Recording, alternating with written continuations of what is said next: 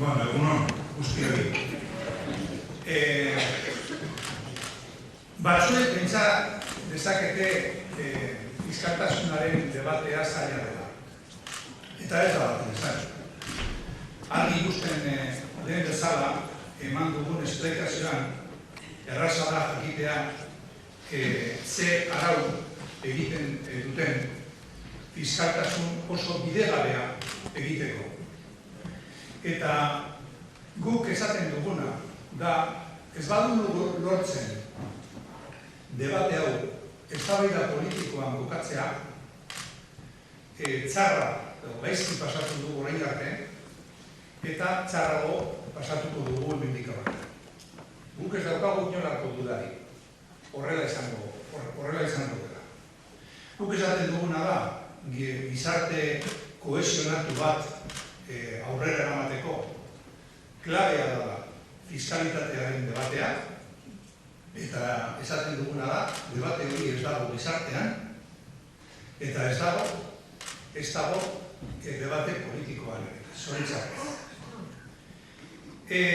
Atzo irakurri genuen egunkari batean Rajoyk bidali ziola gutun bat Junckerri Bruselas.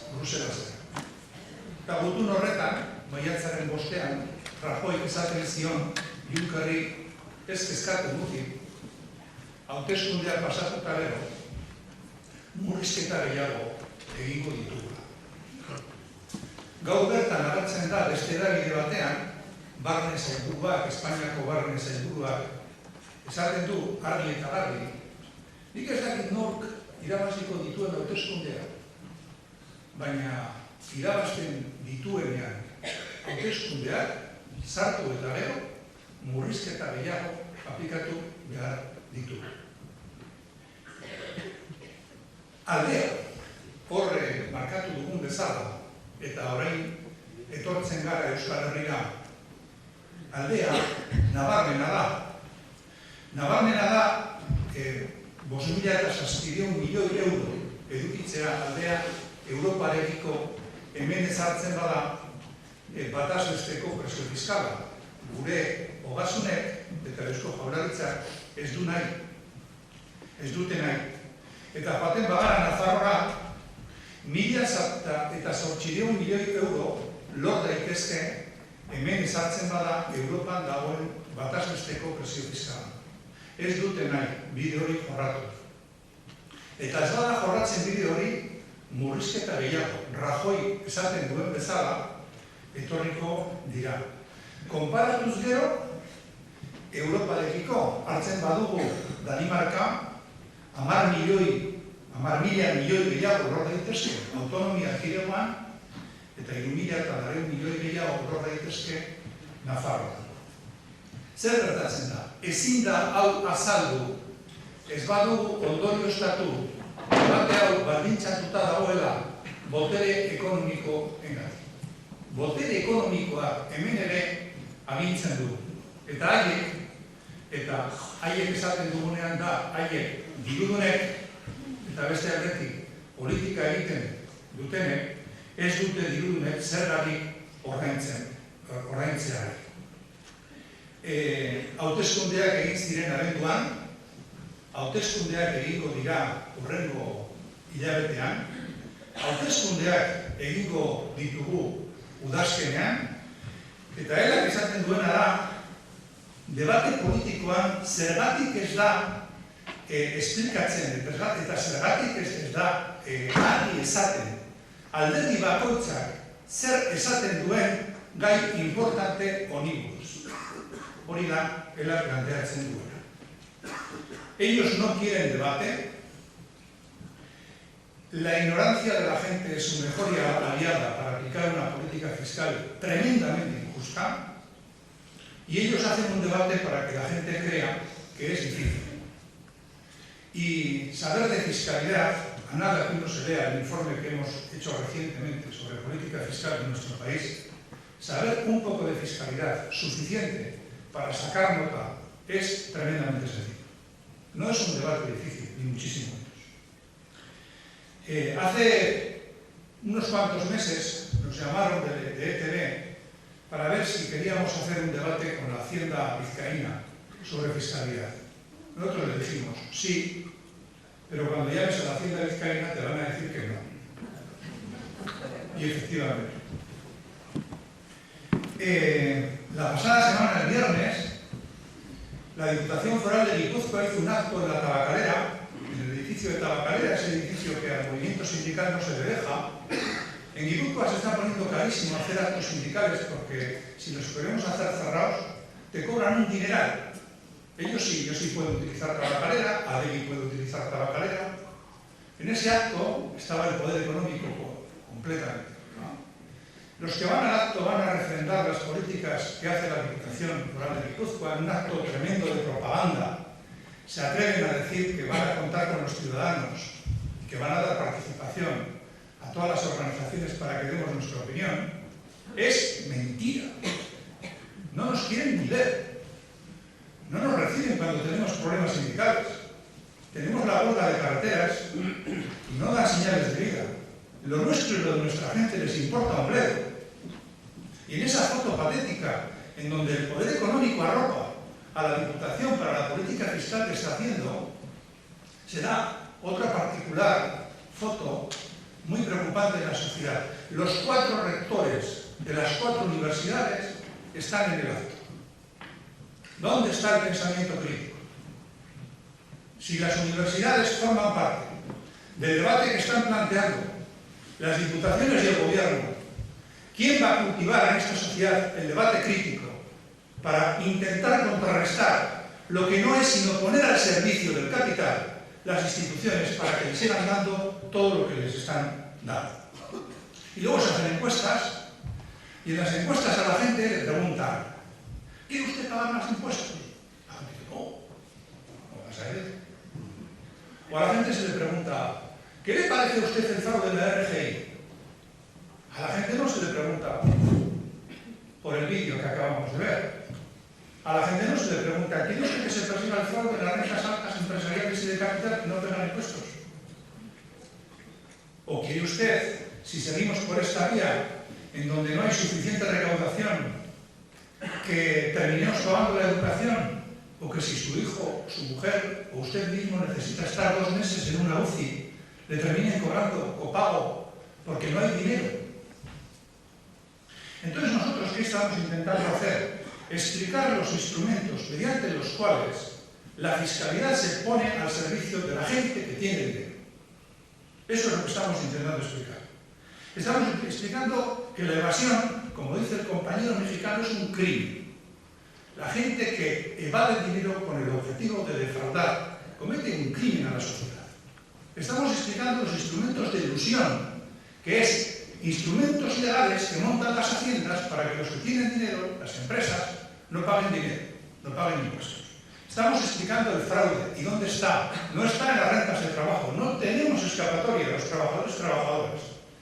No podemos evadirnos de la fiscalidad. Se evaden otros, ¿no? Y estamos explicando las medidas que se han tomado en el tiempo para desfiscalizar a las rentas altas, rentas empresariales y rentas de capital.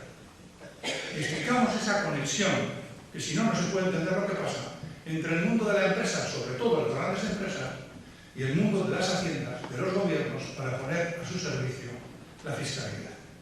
Juncker, presidente de la Comisión Europea, fue ministro de Hacienda y primer ministro en Luxemburgo. Luxemburgo es un paraíso fiscal dentro de la propia Comunidad Económica Europea.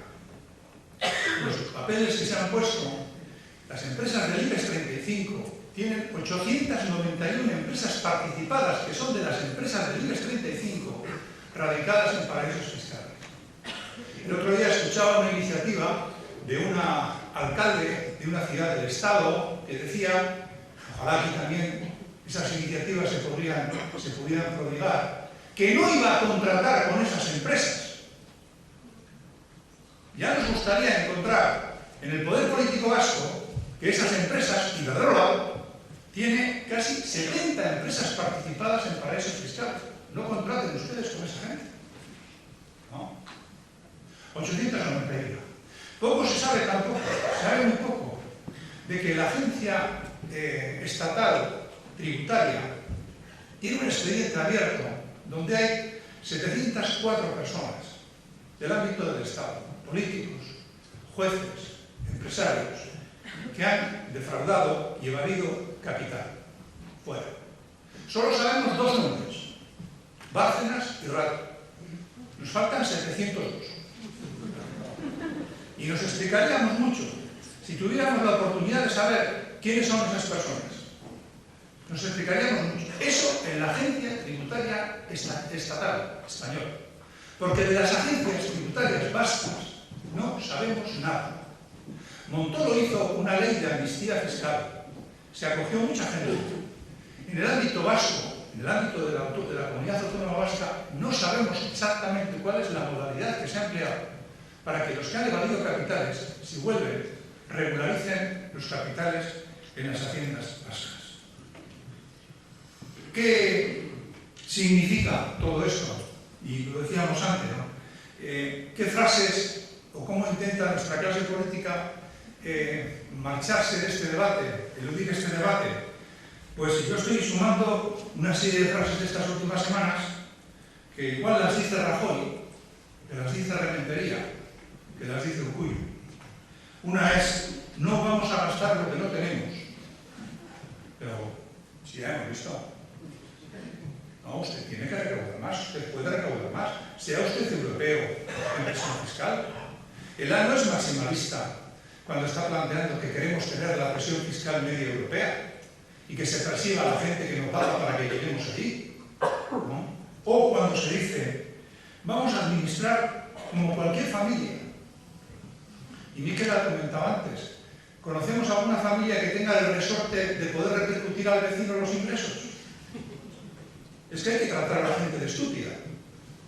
Es que nuestros políticos, el Lehendakari, las haciendas, tratan a la gente de estúpida cuando le dicen que vamos a gestionar las haciendas como si se tratara de una familia. Las familias no tienen la opción de repercutir a otros los ingresos.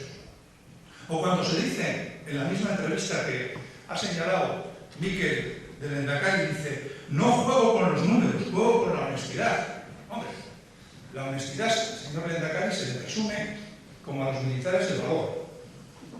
Pero usted los presupuestos los hace con números.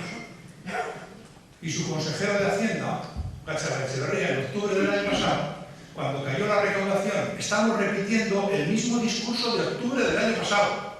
Nosotros esto ya lo hemos visto. En octubre se coló el Coreca de un consejo de gobierno diciendo: ha caído la recaudación, vamos a hacer recortes. Al día siguiente salió Gatzagaetxebarria y dijo: no, recortes no, vamos a hacer ejecución de gasto, una adecuación de ejecución de gasto. Es lo que están diciendo ahora. Nos vamos a ver obligados, dijo el Lehendakari ayer, el bajón recaudatorio obliga a invertir con rigor en lo importante. ¿Cómo la política se carga de eufemismos para seguir haciendo lo mismo? 5.700 millones. Recordar esa palabra es tremendamente sencillo. 1.800 millones en Iruña, en Nafarroa, es tremendamente sencillo. Y ellos, con esa palabrería, están escondiendo una gravísima manipulación. Una manipulación que es poner la fiscalidad al servicio de la gente que tiene dinero. Hace unos días en Madrid, lo ha comentado Miquel, Rementería, el diputado general de Hacienda, estaba en un foro económico, había empresarios, y un empresario, lo decía un medio de comunicación, un empresario le dice: diputado general, usted lo que tiene que hacer es quitar el impuesto de patrimonio.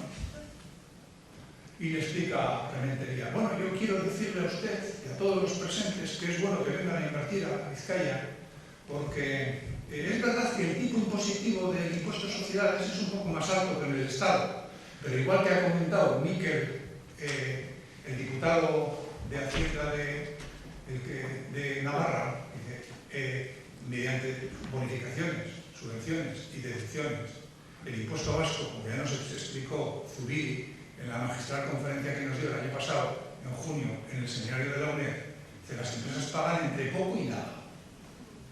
Entre poco y nada. Y cuanto más grandes y más ganan, menos.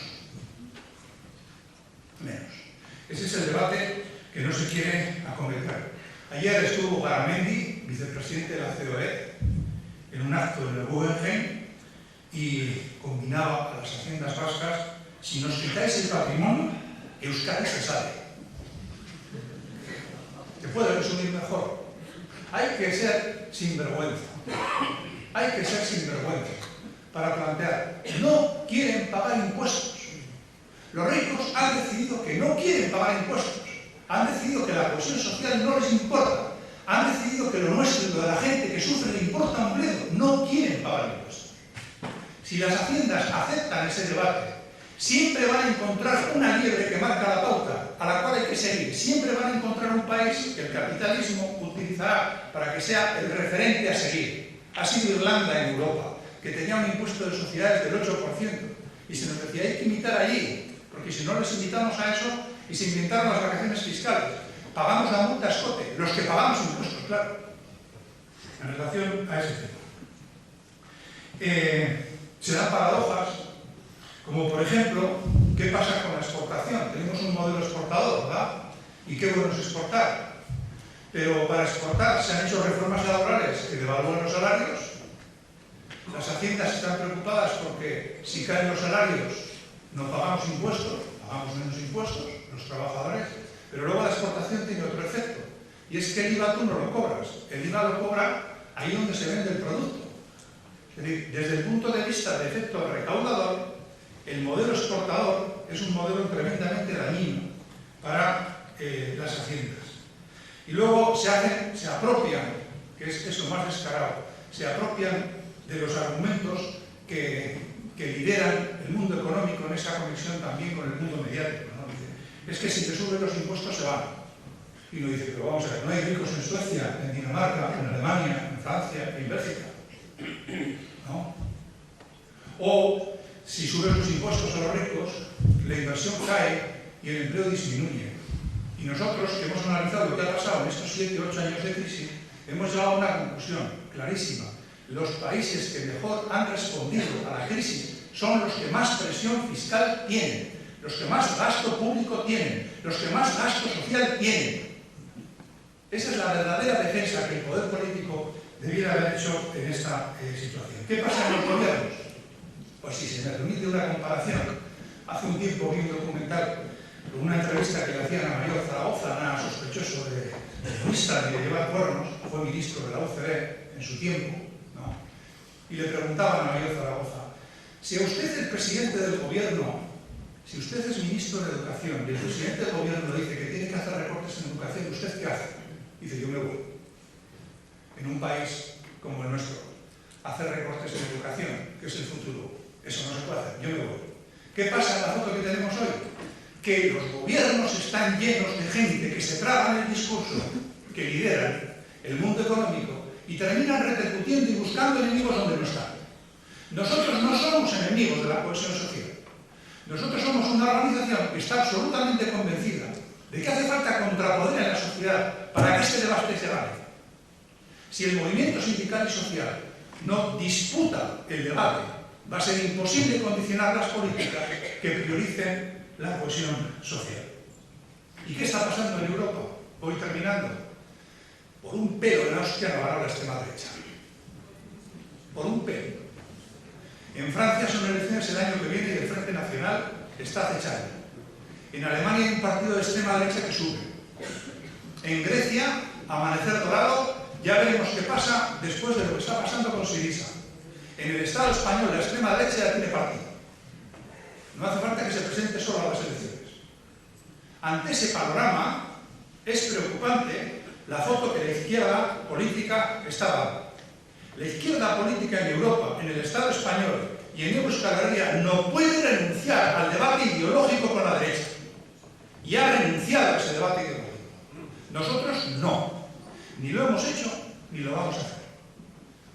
Hollande en Francia está planteando una reforma laboral durísima y el debate en la derecha hoy es quién se va más a la derecha, quién, sabiendo que en mayo del año que viene la derecha va a ganar las elecciones, va con un debate mucho más duro en relación a los derechos laborales y sociales. La socialdemocracia en Europa, cuando gobierna, abre camino. Es una fotocopia. Y cuando llega a la derecha, el original hace lo de siempre. Destroza todo lo que puede. Ese es el debate que estamos haciendo. Y nosotros estamos intentando incorporar elementos de pedagogía para decirle a nuestra gente de que también en el debate fiscal hay alternativa. Y una pregunta después de todo lo que ha pasado, ¿no? Ahora se está discutiendo, ya sabéis que Juncker le ha hecho un favor a Rajoy que no le sanciona porque se ha pasado en el déficit hasta que pasen las elecciones en el Estado, ¿no? Y uno se pregunta, ¿por qué Europa sanciona el excesivo gasto a la gente que se pasa en el déficit y no sanciona la baja recaudación? Porque el déficit tiene una relación directísima con los niveles de ingresos. Los países que peor están en relación al déficit son los que tienen menos presión fiscal. Entre ellos el Estado español, entre ellos Euskal Herria. Nosotros este debate lo hemos planteado con los partidos. Nosotros hemos tenido una reunión con el PNV. Planteamos el debate fiscal. Fue una reunión tensa. Y nos dijeron, después de mucho discutir, tenéis alternativa, pero no es la nuestra. ¿Vale? Hay que ganarla. Eso es hablar claro. No es verdad que no hay alternativa, pero la alternativa de ella no es la de ellos. El Partido Socialista, también hablando de fiscalidad, en una reunión, la primera y la última que tuvimos con el gobierno anterior, el diputado de Hacienda nos dijo, es que si le subimos la presión se van a ir a vivir a gasto. Terminaba el debate. Terminaba. Podemos, le hacían una entrevista a su líder en el Diario de Noticias en Navarra y decía en la entrevista, España necesita una reforma fiscal progresiva como la que se ha hecho en Navarra. En Navarra la reforma que se ha hecho es irrelevante. Irrelevante. La reforma fiscal en Navarra recauda 40 millones de euros sobre un diferencial de 1.800. Con ese cambio absolutamente de maquillaje no se van a poder abordar el cambio político y social por el que tanto hemos peleado. Y H. Bildu en la CAPV dice que el modelo es Navarra. Nosotros lo que le decimos a la izquierda política, que necesitamos elementos creíbles, de verdad, elementos que cuando los expresas dé la sensación y sea verdad de que yo en esto creo y en esto me planto. Y la izquierda política de este país, en Euskal Herria, tiene la obligación de coger el debate fiscal desde la raíz. Que no se les olvide 5.700 millones de euros en la CAPV y 1.800 millones de euros en la Farroa. Da para mucha política social. Estamos en una campaña interminable y si de estas cosas que son centrales en el debate de cohesión social no se habla, mal vamos. A partir de ahí, Miquel ha comentado, nosotros pensamos que en este debate en donde la política también la izquierda termina relativizando los debates de verdad en el modelo de sociedad, el movimiento sindical y el movimiento social tienen que jugar un papel muy importante de interpelación y ese papel tiene que ser completamente autónomo de los partidos, de los gobiernos y del poder económico.